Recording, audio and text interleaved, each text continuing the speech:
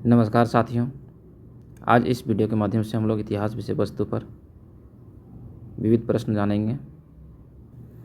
तो आज इतिहास विषय वस्तु पर आधारित एक छोटे से वीडियो के माध्यम से हम लोग कुछ महत्वपूर्ण प्रश्न के बारे में जानेंगे जो इतिहास विषय वस्तु पर आधारित है।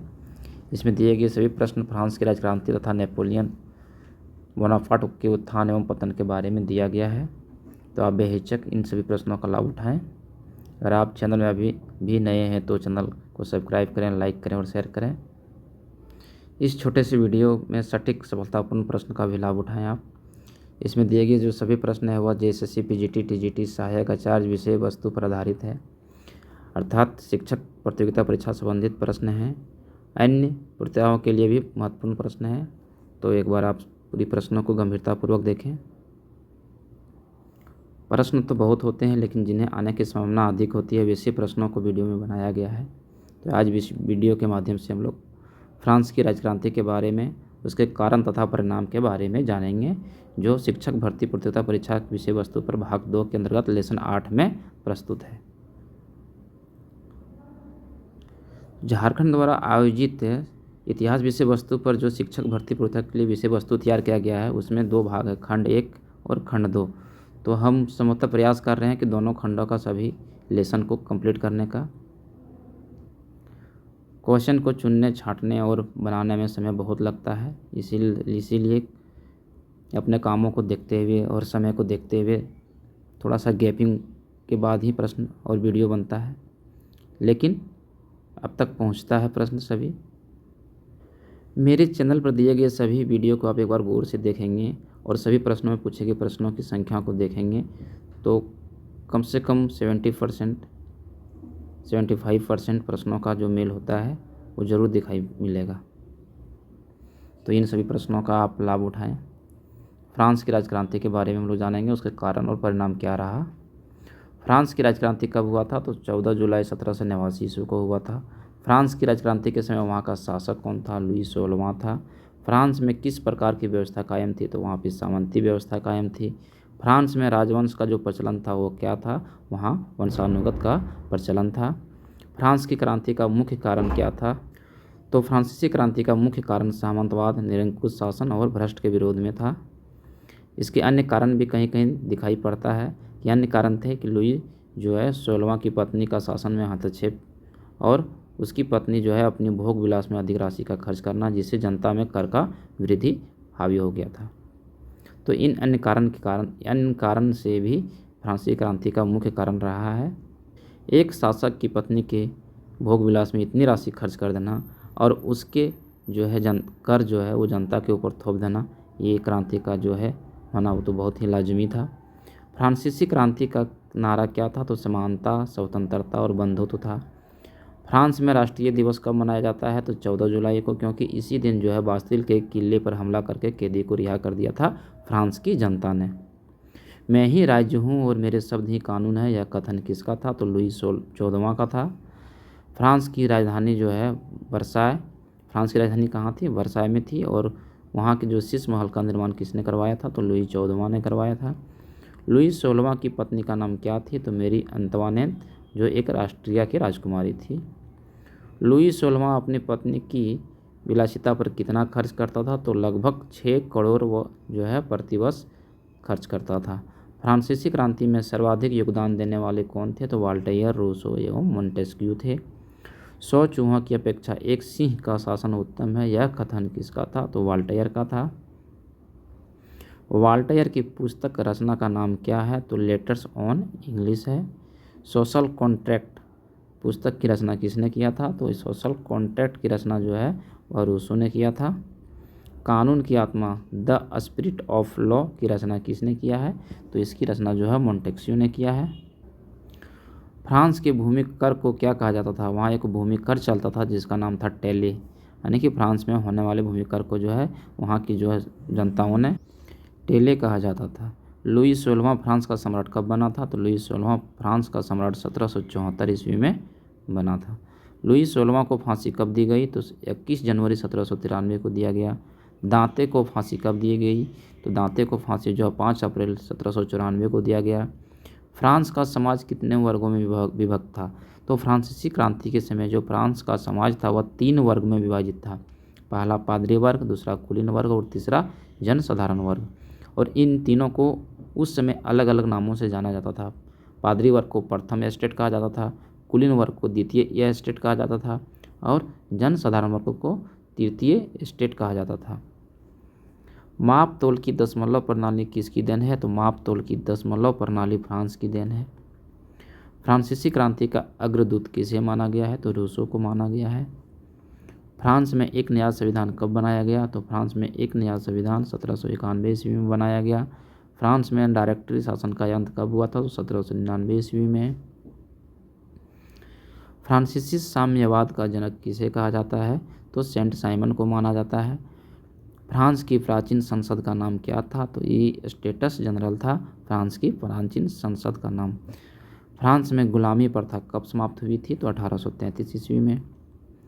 ये स्टेटस जनरल की समाप्ति के बाद क्या गठन किया गया? तो फ्रांस में स्टेटस जनरल की समाप्ति के बाद नेशनल असेंबली का गठन किया गया। फ्रांस के संविधान निर्माण में कौन भाग ले सकता था? तो जिनका उम्र 25 वर्ष या उससे अधिक था और 3 दिन मजदूरी के बराबर टैक्स देता हो अपने सरकार को, वह जो है फ्रांस के संविधान के निर्माण में भाग ले सकता था। फ्रांस में मध्यम वर्ग को अन्य किस नाम से भी जाना जाता था? तो वहाँ मध्यम वर्ग को बुजुर्गा वर्ग के नाम से भी जाना जाता था। और वहाँ जो है 3 स्टेट थे, पहले बता चुके हैं। प्रथम स्टेट पादरी वर्ग और द्वितीय स्टेट जो था वो कुलीन वर्ग और तृतीय स्टेट जनसाधारण वर्ग। लेकिन जनसाधारण वर्ग के भी कई इकाई था, उन इकाइयों को हम लोग जानेंगे। मध्यम वर्ग थे, किसान था, मजदूर, शिल्पी, व्यापारी तथा बुद्धिजीवी लोग जो है जनसाधारण वर्ग के अंतर्गत आते थे। और मध्यम वर्ग के अंतर्गत जो है कई इकाई थे जिसको हम लोग बुजुर्गा वर्ग भी कहते थे। उसमें साहूकार, व्यापारी, शिक्षक, वकील, डॉक्टर, लेखक, कलाकार, कर्मचारी आदि सम्मिलित थे। तो हम लोग अभी जो है फ्रांस की राजक्रांति के कारण तथा परिणाम के बारे में जाने। अब हम लोग जो है लेसन 9 के अंतर्गत नेपोलियन बोनापार्ट के बारे में जानेंगे।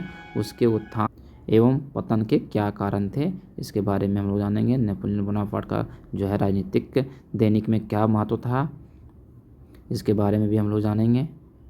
नेपोलियन बोनापार्ट का जन्म कब हुआ था? तो 15 अगस्त 1769 ईस्वी को हुआ था। और इसका जन्म जो है अजासियो में हुआ था। अजासियो के अंदर एक कोर्सिका द्वीप है, वहीं पे इसका जन्म हुआ था। नेपोलियन के पिता का नाम क्या था? तो कार्लो बोनापार्ट था। और माता का नाम रमोलिनी और कहीं कहीं रसोलिनी के नाम से भी लिखा मिलता है। नेपोलियन की पत्नी का नाम क्या थी? तो मोरिया लुइसी, कहीं कहीं मेरी लुइस का भी जिक्र हुआ है। और वह जो है सो एक ऑस्ट्रिया की राजकुमारी थी। नेपोलियन को ब्रिगेडियर जनरल कब बनाया गया? तो नेपोलियन को ब्रिगेडियर जनरल जो है 1793 ईस्वी में बनाया गया। नील नदी का युद्ध कब हुआ था? तो नील नदी का जो युद्ध है वह नेपोलियन के समय ही हुआ था और यह 1798 ईस्वी में हुआ था इंग्लैंड और फ्रांस के बीच। और इंग्लैंड के जो शासक थे उसमें नेल्सन थे और फ्रांस का जो शासक था वो नेपोलियन था। लेकिन इसमें क्या हुआ था, इस युद्ध में नेपोलियन की हार हो गई थी। नेपोलियन फ्रांस का काउंसलर कब बना था? तो यह 1802 ईस्वी में नेपोलियन जो है फ्रांस का काउंसलर बना था। नेपोलियन फ्रांस का सम्राट कब बना? तो 1804 ईस्वी में फ्रांस का सम्राट बना। नेपोलियन इटली का राजा कब बना? तो 1805 ईस्वी में यह इटली का राजा बना।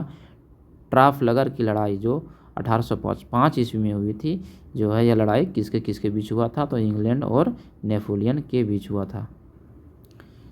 तिलसिट की संधि कब हुआ था? तो 1807 ईस्वी में हुआ था। यह जो है फ्रांस और रूस के बीच हुआ था और फ्रांस के शासक नेपोलियन और अलेक्जेंडर प्रथम जो है रूसी जार के शासक थे। इन दोनों के बीच तिलसिट की संधि हुआ था और यह युद्ध 1807 ईस्वी में हुआ था। आधुनिक फ्रांस का निर्माता किसे माना जाता है? तो नेपोलियन को आधुनिक फ्रांस का निर्माता माना जाता है। इंग्लैंड को बनियों का देश किसने कहा था? तो ये व्यक्ति नेपोलियन था जिन्होंने इंग्लैंड को बनियों का देश कहा था। बैंक ऑफ फ्रांस की स्थापना कब हुआ था? तो 1800 ईस्वी में हुआ था। लिटिल कारपोल किसे कहा गया है? नेपोलियन को कहा गया है लिटिल कारपोल। नेपोलियन ने कानून का संग्रह करवाया जिसे किस नाम से जाना जाता है? तो उसे नेपोलियन कोड के नाम से जाना जाता है। नेपोलियन की अंतिम जीत किसे माना जाता है?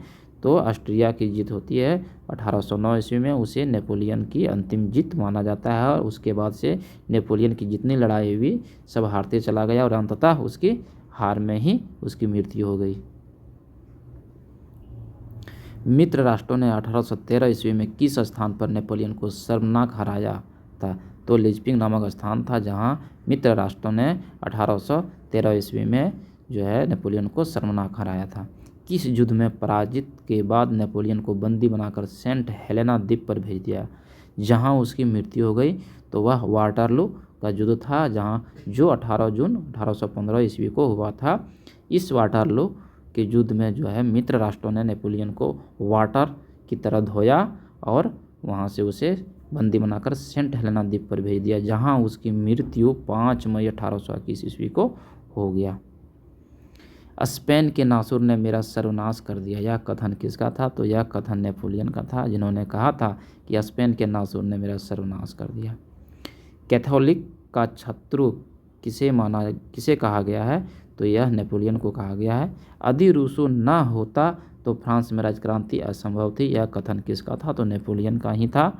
शिक्षा, संस्कृति और कानून के में महत्वपूर्ण सुधार किसने किया था? तो नेपोलियन थे, जिन्होंने शिक्षा, संस्कृति और कानून में महत्वपूर्ण सुधार किए थे। और कानून के क्षेत्र में इन्होंने तो एक नेपोलियन कोड पुस्तक भी लिख डाला।